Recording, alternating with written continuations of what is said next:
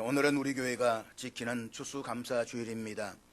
그리스도인은 주님의 은혜 가운데 죽음에서 생명으로, 저주에서 죄사함으로, 그리고 찰나에서 영원으로 옮겨진 사람들입니다. 그렇기 때문에 그리스도인의 삶은 기본적으로 주님의 은혜에 대한 감사가 토대를 이루게 됩니다.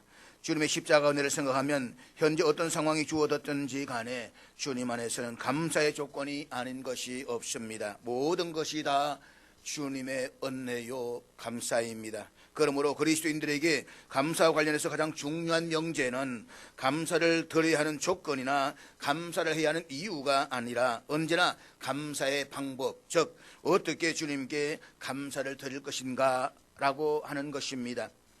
단순히 입에 발린 말뿐인 립서비스가 아니라면 감사는 반드시 자신의 손과 발을 수반합니다. 마음에서부터 시작된 감사가 감사의 대상을 위해서 자신의 손과 발을 움직이게 한다는 말입니다. 한자로 감사를 이야기할 때에 느낄 감에 사례할 사로 표기를 합니다. 그런데 고마움을 뜻하는 한자 사를 가만히 들여다보면 말씀 은자에 몸 신자 그리고 마디 촌으로 조합되어 있음을 우리가 볼 수가 있습니다. 이것을 문자적으로 풀이하자면 감사한다는 것은 말과 몸 마디마디를 통해서 고마움이 배어나는 것입니다. 그러니까 감사 그저 말로만 거치는 것이 아니라 반드시 몸인 손과 발을 수반한다는 뜻입니다. 구약 성경에는 하나님께 감사하라는 명령이 여러 차례 등장합니다. 신앙과 감사는 결코 분리될 수 없기 때문입니다.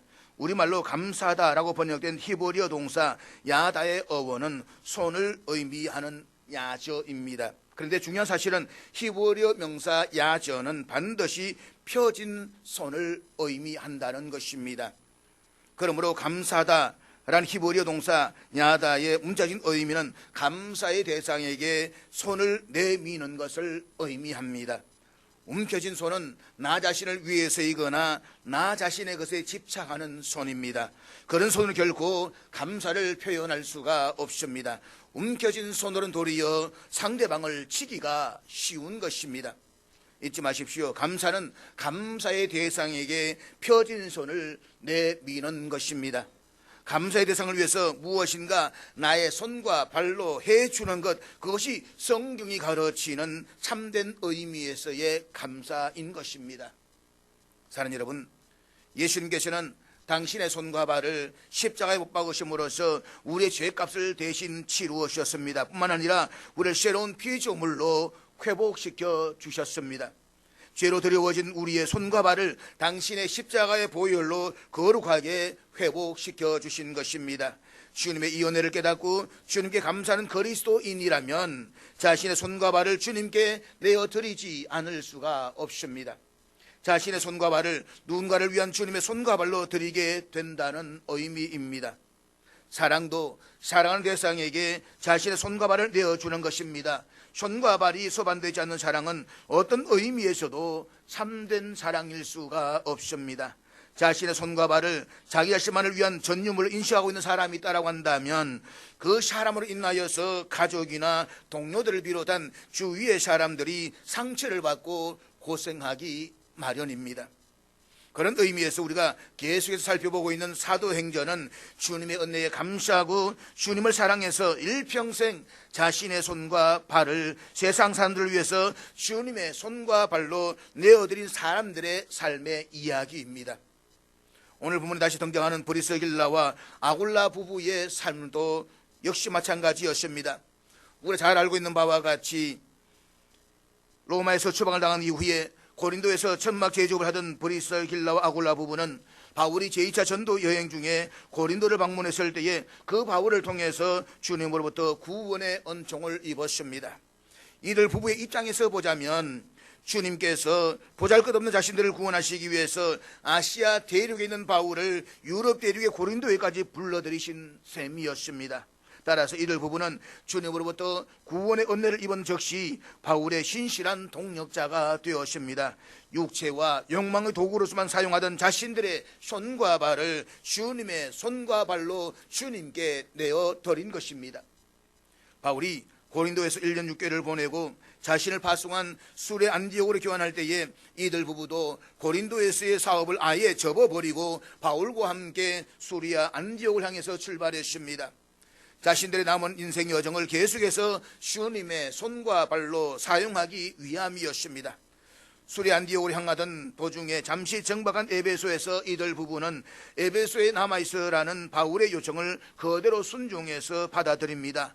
그리고 바울이 다시 에베소에 돌아올 때까지 자신들이 그 에베소에 4, 5년간 머물면서 주님의 복음을 전하는 가운데 에베소 교회를 지극정성으로 섬기면서 헌신했습니다. 아무 연고도 없는 에베소에서 그들이 기한도 없이 무작정 체류한다라고 하는 것은 객지에서 자신의 손과 발이 앞으로 심히 고달파질 것을 의미했습니다. 그럼에도 브리스길라와 아굴라 부부는 조금도 개의치 아니하고 에베소 사람들을 위해서 자신들의 손과 발을 주님의 손과 발로 기꺼이 내어 놓았습니다. 그렇습니다. 주님의 은혜로 하나님의 자녀가 되고 영원한 생명을 얻은 우리들도 이들 부부처럼 우리의 손과 발을 주님께 기꺼이 내드릴 수 있기를 주의 이름으로 축복합니다. 지난주에 살펴보았듯이 에베소를 떠난 바울은 예루살렘을 거쳐 자신을 파송한 수리아의 안디옥으로 돌아가서 그곳에 있는 교인들과 재회의 기쁨을 나누었습니다. 그리고 얼마 지나지 않아서 다시 제3차 전도 여행을 시작한 바울은 갈라디아와 부르기아 지역을 다니면서 유대인들의 박해로 어려움에 처해 있는 그리스도인들이 믿음 안에 온전히 거할 수 있도록 굳건하게 붙들고 세워주었습니다.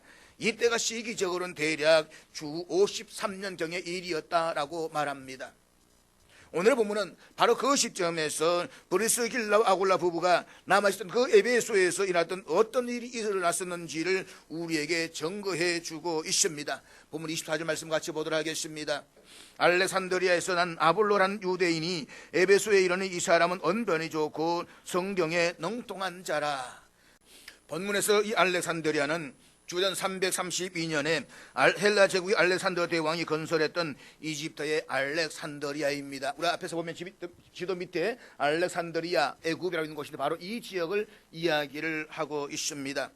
알렉산더 대왕은 생전에 자신이 정복한 지역에 자신의 이름을 따서 알렉산드리아라고 붙인 도시를 30개 이상 건설했는데 그 많은 도시들 가운데 이집트의 알렉산드리아의 규모가 가장 컸습니다.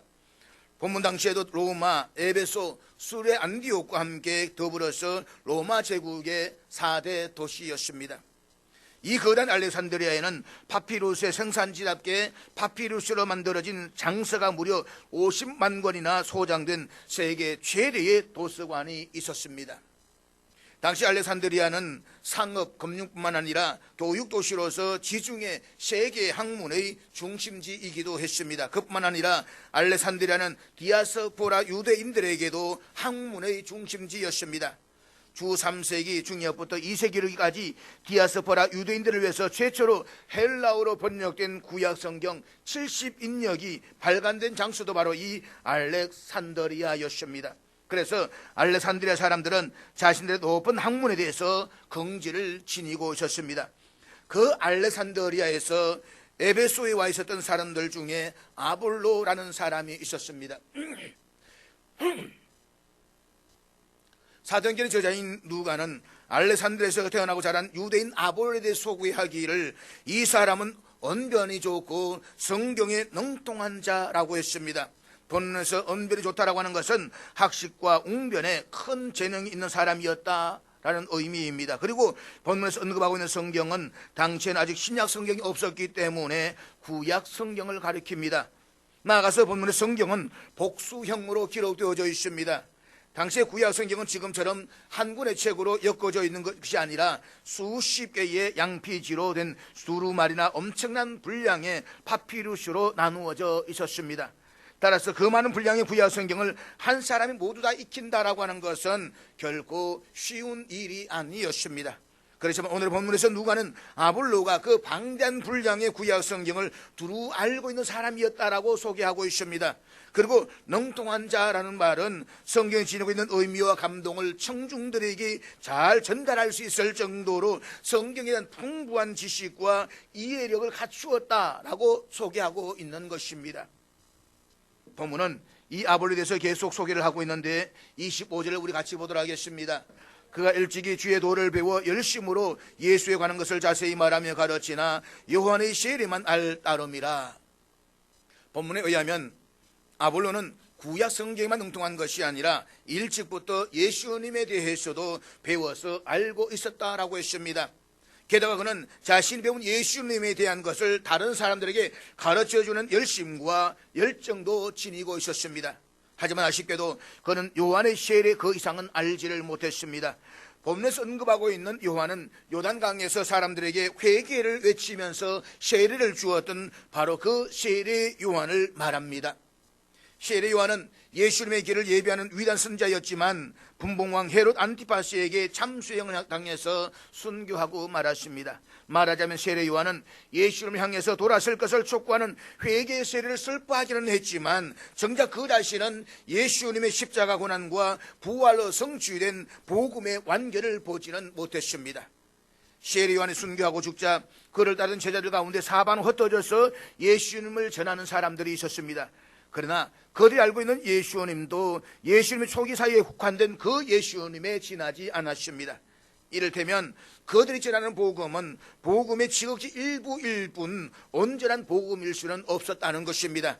그런데도 알렉산드리아의 아볼로는 그런 사람들로부터 복음의 일부를 듣고 그것이 마치 전 복음의 전부인 양 다른 사람들한테는 열성적인 사람이었다는 것입니다. 계속 본문 26절 같이 보도록 하겠습니다. 그가 회당에서 담대히 말하기 시작한 것을 브리스길라와 아굴라가 듣고 데려다가 하나님의 도를 더 정확하게 풀어 이르더라. 유대인으로 석학이었던 아볼로는 그의 능력을 인정받아서 에베소 회당에서 가르치도록 허락받았을 것입니다. 그래서 아볼로는 자신이 알고 있는 복음의 일부를 복음의 전부인 것처럼 확신에 차서 열정적으로 증언하기 시작했습니다. 그런데 그가 증언한 그 회당에 브리스길라와 아굴라 부부가 참석해서 듣고 있었습니다. 그리고 그들은 아볼로가 전하는 복음에 중요한 핵심이 빠져있다는 사실을 금방 알아챘습니다. 아볼로가 전하는 것은 온전한 복음이 아니었던 것입니다. 그래서 브리스길라와 아굴라 부부는 아볼로를 자신들의 집으로 데려다가 자신들이 바울로부터 배웠던 예수 그리스도와 십자가의 온전한 복음에 대해서 상세하게 설명해 주었습니다. 뿐만 아니라 지금도 믿는 자들 역사하시는 성령님의 능력에 대해서도 말해 주었습니다. 우리는 여기에서 주목해야 할 두 가지 중요한 자세를 발견하게 됩니다.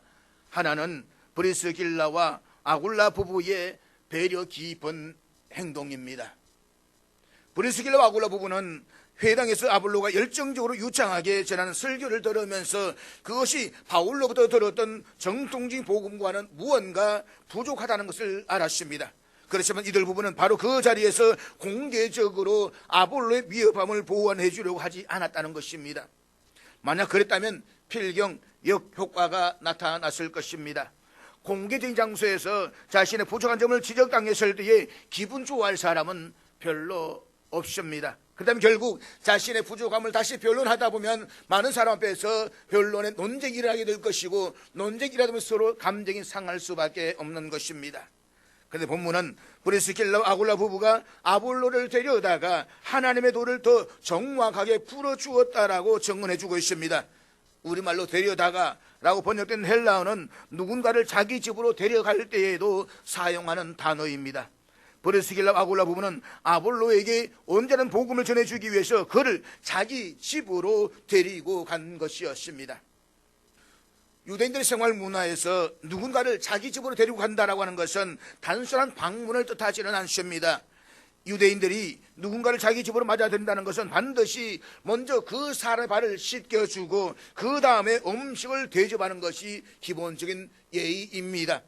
브리스길라와 아굴라 부부는 아볼로에게 바울로부터 들었던 온전한 복음을 입으로 전해주고 하기 이전에 그를 자기 집으로 데리고 가서 발을 씻겨주고 음식을 대접함으로써 아볼로에게 자신들의 손과 발을 먼저 내어주었다는 것입니다.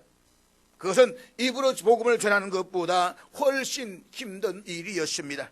그럼에도 불구하고 이들 부부가 이처럼 계속 힘든 일에 자신의 손과 발을 거리낌 없이 내어놓았던 것은 바로 그것이 주님의 은혜에 대한 감사와 사랑의 응답이었기 때문이었습니다. 브리스길라와 아굴라 부부로부터 예상치 않게 손과 발의 섬김을 받았던 아볼로가 이들 부부가 전해주는 십자가의 온전한 복음을 듣고 감화되었으면 두말할 나위가 없을 것입니다. 무엇보다 이들 부부의 자신을 향한 따뜻한 배려에 깊은 감동을 했을 것입니다. 그렇습니다.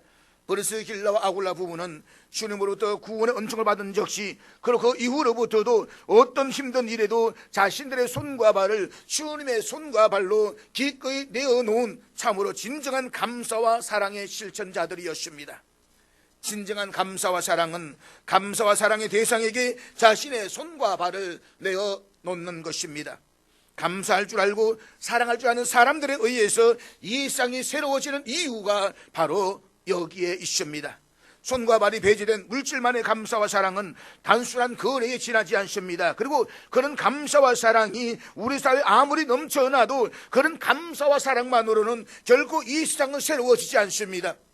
한마디로 이들 부부는 상대방의 감정과 체면을 생각해서 깊이 배려할 줄 아는 사람이었다는 것입니다. 그렇다면 사랑하는 여러분, 우리는 어떤 교회가 좋은 교회인지, 어떤 사람이 좋은 그리스도인인지 한번 생각해 보십시다. 어떤 교회가 좋은 교회일까요? 예배당이 큰 교회가 좋은 교회일까요? 아니면 교인 수나 헌금 액수가 많으면 좋은 교회이겠습니까? 그리고 어떤 사람이 좋은 그리스도인일까요? 재산이 많고 학벌이 좋은 사람이 좋은 그리스도인일까요? 아니면 헌금을 많이 하는 사람이 좋은 그리스도인일까요? 결코 아닙니다. 좋은 교회와 좋은 그리스도인의 여부는 그런 조건을 초월합니다. 예수님께서 우리의 주님이신 것은 더러운 죄인인 우리를 살려주시기 위해서 고통스러운 십자가의 형벌에 당신의 손과 발을 내어주셨기 때문입니다. 그 주님을 사랑하고 그분을 자기의 인생의 주인으로 모신 사람이라고 한다면 다른 사람 다 피하고 싶어하는 십자가의 고된 일이라고 할지라도 자신의 손과 발을 스스로 내어놓지 않을 수가 없는 것입니다. 따라서 좋은 교회는 자신들의 손과 발을 주님의 손과 발로 내어놓는 섬김이들과 헌신자들이 많은 교회인 것입니다. 그리고 좋은 그리스도인은 주님의 은혜에 감사하고 주님을 사랑해서 자신의 손과 발을 주님의 손과 발로 내어놓은 사람들입니다. 교회 안에서 교인들을 위해 자신의 손과 발을 내어놓지 못하는 사람은 교회 밖에서 세상 사람들을 향해서 자기의 손과 발을 내어놓기란 사실상 불가능하기 때문인 것입니다. 그리고 상대방을 생각하면서 그 다른 사람들로부터 무안을 당하거나 상처를 입지 않도록 깊이 배려할 줄 아는 사람이 참으로 성숙하고 좋은 그리스도인인 것입니다. 이런 교인들, 이런 교회가 세상을 새롭게 할 수가 있습니다. 교회는 건물이나 제도가 아니라 바로 우리 자신들이기 때문인 것입니다. 그러므로 이런 좋은 교회, 이런 좋은 그리스도인들로서 세상 속에서 빛을 발할 수 있는 저와 이름 될 수 있기를 주의 이름으로 축복합니다. 본문에서 우리가 주목해야 할 또 다른 자세는 아볼로의 겸손한 자세입니다. 우리말 속담에 80 먹은 노인이 3살 아이에게 배운다라는 말이 있습니다. 그렇습니다.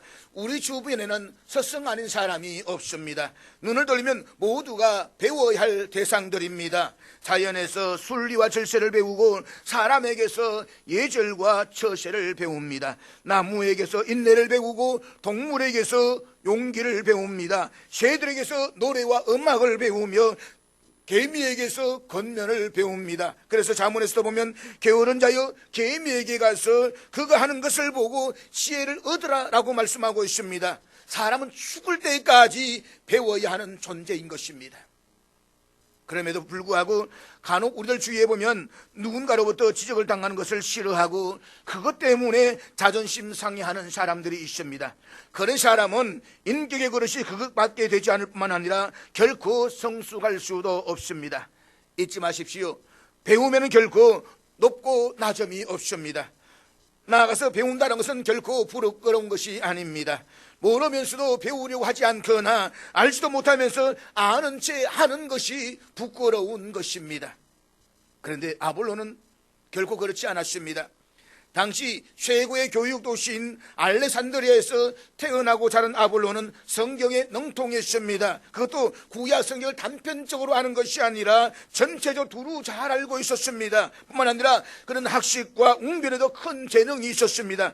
한마디로 그는 헬라 학문의 도시이며 아프리카 지역에서 가장 많은 유대인들이 밀집해 사는 알렉산드리아에서 어려서부터 충분한 학문적 훈련과 성경적 지식을 습득했던 엘리트 중에 엘리트였습니다. 반면에 브리스길라 아굴라 부부는 단순한 노동인 천막을 만드는 사람들이었습니다. 화이트 칼라와 블루 칼라, 이미 계층의 차이가 있는 사람이었습니다. 그럼에도 불구하고 아볼로는 이들 두 사람이 전하는 말에 기꺼이 귀를 기울였다는 것입니다. 아볼로는 이들 부부의 지적과 가르침에 마음이 활짝 열려져 있었습니다. 성경이란 자신의 탁월한 지식에도 불구하고 그는 겸손함을 가지고 잘 배울 수가 있었습니다. 그 결과 참된 복음의 진리를 깨닫게 되고 완전히 새로운 사람으로 바뀌어졌습니다. 그래서 후에 바울은 아볼로를 가리켜서 자기와 같은 하나님의 동역자라고 평가를 하고 있습니다. 아볼로는 바울에 이어서 고린도 교회에서 목회 사역자로서 충성되게 사역을 감당했던 사람이 됩니다. 사는 여러분, 인간의 가장 고귀한 가치는 다른 사람에게서 인정받을 수 있는 성품이 될 때인 것입니다. 그런 점에서 겸손은 인간을 가장 품위 있게 만들어줍니다. 겸손하다는 것은 우리의 삶에서 하나님의 음성을 들을 준비가 되어 있다는 말과 같은 것입니다. 그러나 가서 누군가의 조언을 듣고 그것을 넉넉히 수용할 수 있는 준비가 되어 있다는 것입니다. 우리 살아가면서 어떤 방법으로도 의존할 수 없는 곳에서 또 하나님을 의존할 수밖에 없는 곳에서 우리가 경험하는 것은 은혜입니다. 그런데 그 은혜의 시작은 바로 겸손입니다.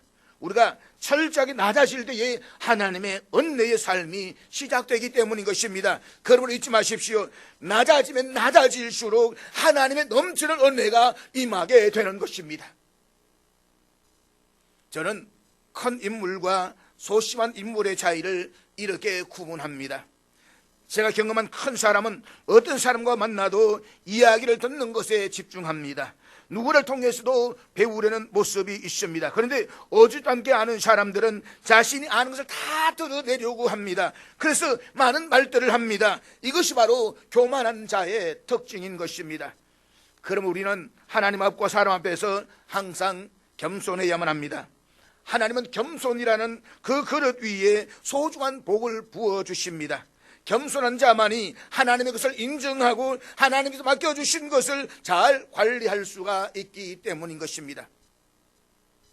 에베소에서 브리스길라와 아굴라 부부로부터 예수님의 가르침과 예수님의 십자가의 고난 및 부활에 관한 온전한 복음의 핵심을 아볼로는 열린 마음으로 다 받아들였습니다. 그 덕분에 아볼로는 비로소 복음의 바른 정인이 될 수가 있었습니다. 브리스길라와 아굴라 부부로부터 온전한 복음을 전했던 아볼로는 에베소에 그냥 남아있지를 않았습니다. 본문 27절 말씀입니다.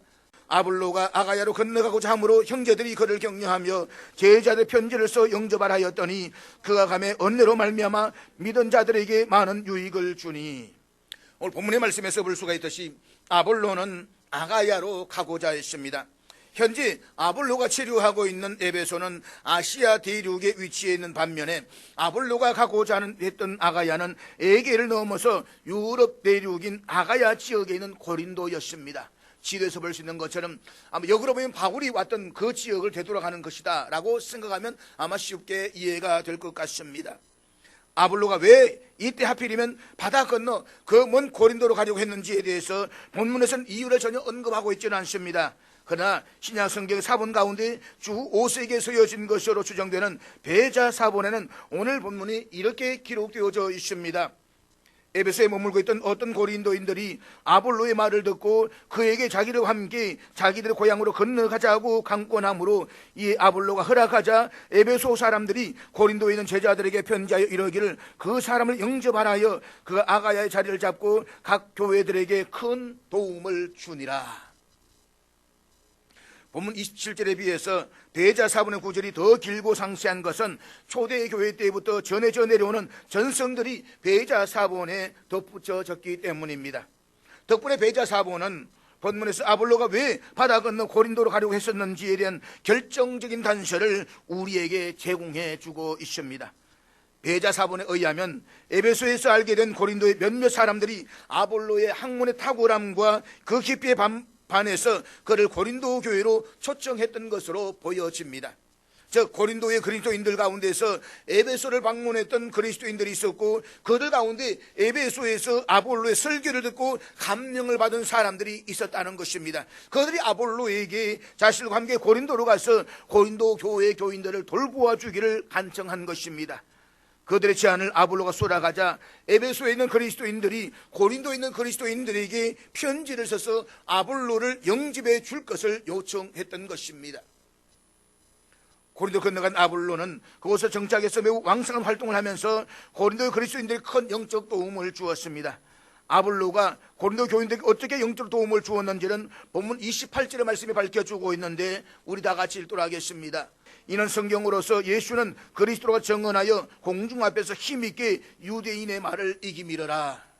바울이 고린도에 와서 1년 6개월을 머물면서 복음을 전했지만 그 고린도는 여전히 예수 이름을 부정하는 유대인들이 많이 있었습니다.